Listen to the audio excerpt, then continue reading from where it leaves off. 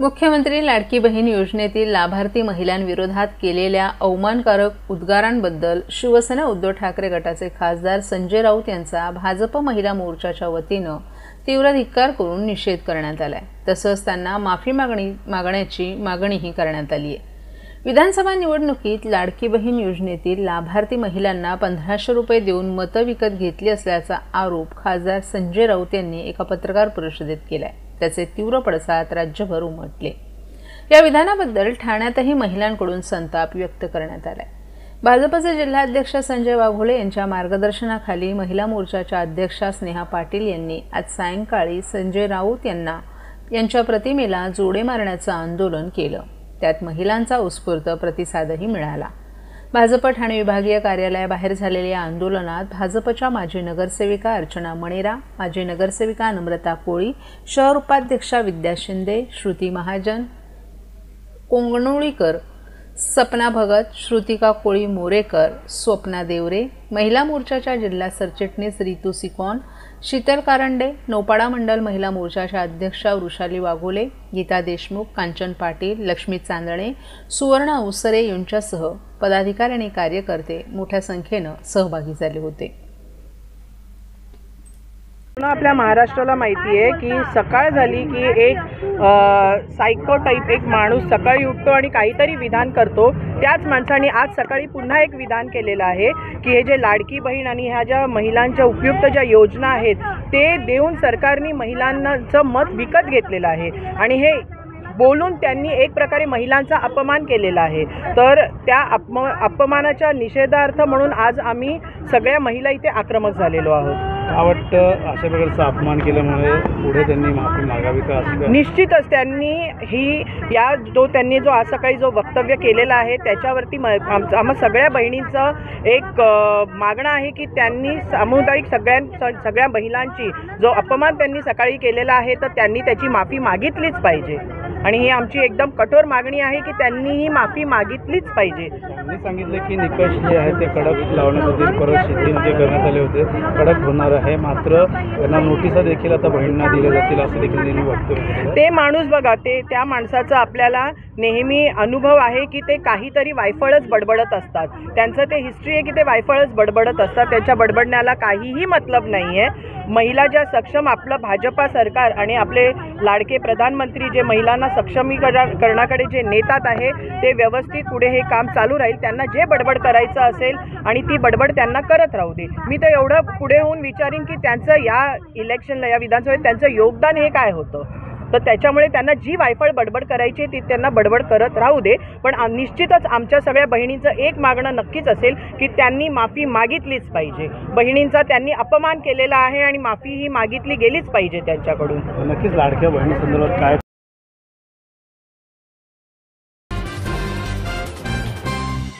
क्षेत्रात आतापर्यंत 1780 नळजोडण्या खंडित करण्यात आल्या असून 152 मोटर पंपही जप्त करण्यात आले। तसंच एकूण 50 पंप रूम सील करण्यात आले असून थकबाकी वसुलीसाठी 3354 थकबाकीदार ग्राहकांना नोटिसा पाठवण्यात आल्या आहेत। या पाणी बिल वसुली अभियानात आतापर्यंत सुमारे 49.43 कोटी रुपयांची वसुली करण्यात आली। महापालिकेची पाणी बिल रक्कम सुमारे 224 कोटी रुपयांच्या घरात आहे। त्यापैकी 76 कोटी रुपये ही थकबाकी असून चालू वर्षाची बिल रक्कम ही 148 कोटी रुपये आहे। पाणी बिलाची थकबाकी न भरल्यास नळजोडणी खंडित करून पाणी पुरवठा बंद करण्याची कारवाई सुरू करण्यात आली आहे। महापालिका आयुक्त सौरभ राव यांनी याबाबत स्पष्ट निर्देश दिले। तसंच आयुक्त स्तरावर या वसुलीबाबत सातत्यानं आढावा घेतला जातोय। अतिरिक्त आयुक्त संदीप माळवी यांनी बिलाच्या साप्ताहिक वसुलीचे लक्ष्य निर्धारित करून पाणी बिल वसुली अभियान सुरू करण्यास सांगितले। त्यानुसार पाणी बिलाच्या थकबाकीसह वसुलीसाठी महापालिकेच्या सर्व प्रभागात नळजोडणी खंडित करणं, मोटर पंप जप्त करणं, मोटर रूम सील करण्यात येत आहेत। तसंच पाणी बिलाचा भरणा न करता खंडित नळजोडणी परस्पर पुन्हा कार्यान्वित करून घेतल्यास गुन्हे दाखल करण्याचे निर्देशही देण्यात आले। प्रभाग समितीतील पाणीपुरवठा विभागाच्या अभियंत्यांच्या नेतृत्वात पाणी बिल वसुलीची मोहीम राबवण्यात येत असून कारवाईत हयगय करू नये असे निर्देश त्यांना देण्यात आले। नागरिकांनी पाणी बिल वेळेत भरावं, तसंच थकबाकीदारांनी बिल भरून पालिकेत सहकार्य करावं, अन्यथा नळजोडणी खंडित करण्यात येईल असंही उपनगर अभियंता विनोद पवार यांनी स्पष्ट केले। आधार देणारी राज्य शासनाची मुख्यमंत्री माझी लाडकी बहीण योजना। या योजनेअंतर्गत अल्प उत्पन्न गटातील 21 ते 65 वयोगटाच्या भगिनींना मिळणार दरमहा 1500 रुपयांची मदत। अर्ज करण्यासाठी 31 ऑगस्ट 2024 पर्यंत मुदतवाढ। कुटुंबाचं वार्षिक उत्पन्न 2.5 लाख रुपयांपेक्षा कमी असलेल्या महिला पात्र। कुटुंबाकडे पिवळं किंवा केशरी रेशन कार्ड असल्यास उत्पन्नाचा दाखला आवश्यक नाही। पांढरं रेशन कार्ड असेल किंवा रेशन कार्ड नसेल तर कुटुंबाचं वार्षिक उत्पन्न 2.5 लाखांपेक्षा कमी असल्याचा दाखला आवश्यक। योजनेसाठीचा ऑनलाईन अर्ज नारी शक्ती दूत ॲप वरून किंवा पोर्टलवर भरता येईल। ज्या भगिनींना ऑनलाईन अर्ज भरता येत नसेल त्यांच्यासाठी अंगणवाडी, ग्रामपंचायत, वॉर्ड ऑफिस, सेतू सुविधा केंद्रामध्ये किंवा आशाताई बचत गटाच्या CRP यांची मदत उपलब्ध। आता आपल्याला अभिमानाने म्हणता येईल, सुखी आणि सुरक्षित आहे माझी लाडकी बहीण।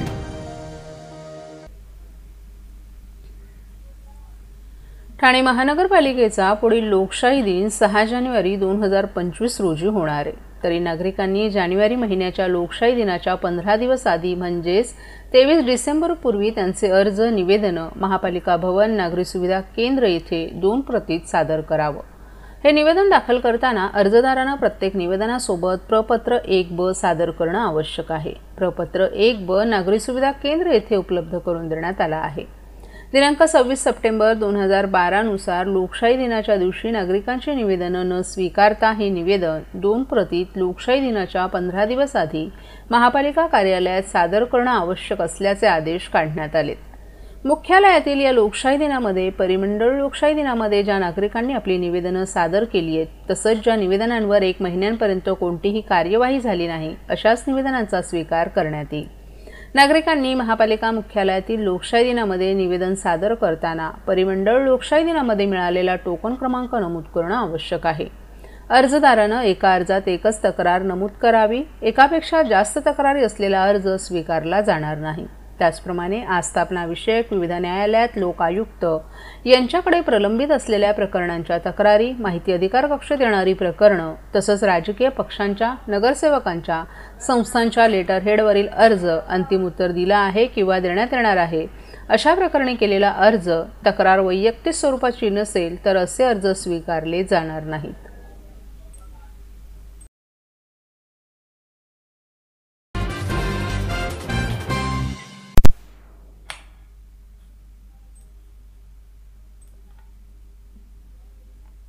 नोव्हेंबरच्या अखेरीपासून हवेत गारवा निर्माण झाला होता, त्यामुळे थंडीची चाहूल लागण्यास सुरुवात झाली होती। त्यात डिसेंबरच्या पहिल्या आठवड्यात चक्रीवादळामुळे वातावरणात बदल झाला आणि उष्णतेत वाढ झाली होती। त्यानंतर कालपासून अचानक वातावरणात गारवा निर्माण झालाय। या वातावरणीय बदलाचा परिणाम ठाणेकरांच्या आरोग्यावरही होऊ लागलाय। या अचानक बदललेल्या वातावरणामुळे अंगदुखी, सर्दी, खोकला, घसा दुखणं, ताप या आजारानं नागरिक त्रस्त झाले। दवाखान्यात रुग्णांच्या संख्येत वाढ झाल्याचंही दिसून येते। नोव्हेंबरच्या शेवटच्या आठवड्यात जिल्ह्यात 14 सेल्सिअस तापमानाची नोंद झाली होती। वातावरणात गारवाही पसरला होता, तर दुपारी देखील हा गारवा कायम होता। मात्र डिसेंबर महिन्याच्या सुरुवातीला वातावरणातील बदलामुळे तापमानात पुन्हा वाढ झाल्याचं दिसून आलं। जणू काही ऑक्टोबर हिटसारखी गरमीही वाढली होती। अशातच मागील शुक्रवारी 33 सेल्सिअस तापमानाची नोंद करण्यात आली आहे। तर काल सकाळी तापमानाचा पारा 19.4 अंशावर आल्याचंही दिसून आलं। त्यामुळे दिवसभर वातावरणात गारवा कायम असल्याचंही जाणवू लागलं होतं। वातावरणातील या वारंवार होणाऱ्या बदलाचा परिणाम थेट ठाणेकरांच्या आरोग्यावर होत असून लहानांपासून ते थोरांपर्यंत अनेकांना सर्दी, खोकला, ताप, अंगदुखी आणि घसादुखीचे त्रास जाणवू लागलेत। त्यामुळे विविध आजारांमुळे शहरातील छोटे दवाखाने तसंच जिल्हा सामान्य रुग्णालय, पालिकेच्या आरोग्य केंद्रात या आजाराच्या रुग्णांच्या संख्येत वाढ झाली आहे। मागील दिवसांपासून दररोज या आजाराचे 30 ते 40 रुग्ण दवाखान्यात उपचारासाठी येत असल्याची माहिती आरोग्य विभागानं दिली आहे।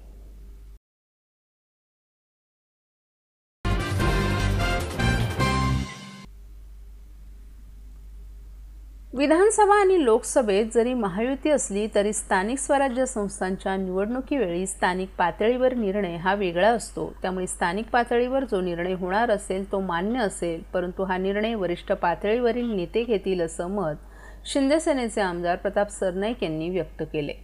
ठाणे महानगरपालिकेत शिवसेनेची सत्ता होती आणि पुढेही राहणार असल्याचा विश्वास सरनाईक यांनी व्यक्त केलाय। लोकसभा आणि विधानसभेतील निर्णय हे वेगळे असतात, मात्र स्थानिक पातळीवर तेच निर्णय बंधनकारक असतील असं नाही, असं मुख्यमंत्री देवेंद्र फडणवीस म्हणाले होते. त्यावर सरनाईक यांनी अशा निवडणुकीत प्रत्येकाला नेता व्हायचं असतं, त्यातून नवनवे कार्यकर्ते निर्माण होतात. त्यामुळे विधानसभेला काही निर्णय हे वरिष्ठ पातळीवर घेतले गेले असले तरी स्थानिक पातळीवरील निवडणुकीत ते बंधनकारक असतील असं नसल्याचं सांगितलं. स्थानिक पातळीवर निर्णय घेतले जातील या फडणवीस यांच्या मताशी सहमत असावंच लागेल असंही त्यांनी सांगितलं. मात्र भविष्यात ज्या काही निवडणुका होतील त्या महायुती म्हणून लढवल्या जाव्यात असंही त्यांनी सांगितलं. ठाण्यात महापौर आमचा होता आणि यापुढेही शिंदे सेनेचाच महापौर असेल असे संकेतही सरनाईक यांनी दिलेत.